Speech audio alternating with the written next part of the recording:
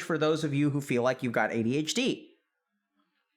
And so there are a couple of other trends, for example, that like some companies have embraced. So I don't know if you guys know this, but like Google, for example, last time I checked, or based on the clients I've worked on, does not have a 9-to-5 work culture. They're like, we don't care when you come in. You can work at like 2 a.m. if you want to. It just needs to get done on time. Like, we don't care like when you come in.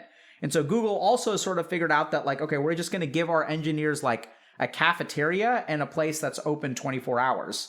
And they can come and work wherever they want to. So they've sort of selected for the night owls. And they did something really cool here because remember, in the 9-to-5 work culture, like these people would not be able to get a job or they wouldn't be able to keep a job, even though they're super talented and could be very good programmers. And so by Google sort of stepping away from the farmer culture and moving towards like a more free culture, they actually allow these people that may be a little bit more ADHD, maybe late risers, maybe circadian rhythm disorder folks, to actually be productive programmers. Another example of this is actually work from home. Right? So work from home, like more and more people are moving towards work from home, which is like, you may wonder, okay, what does that have to do with ADHD? But it's like a less structured environment, right? So we're moving away from structure towards dynamic work environments.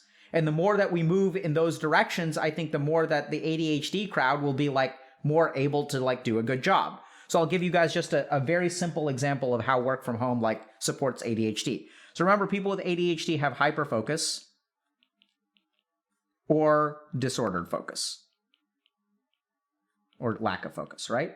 And the problem if you've got ADHD, you guys may know this, is that like, you know, your typical day is like waiting to get inspired to work, panicking, procrastinating, and then every now and then you get a 4-hour window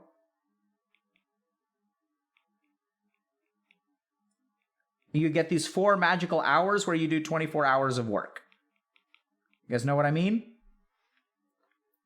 And so it's like you just like wake up one day and you're like, let's go. And then you just do all the work.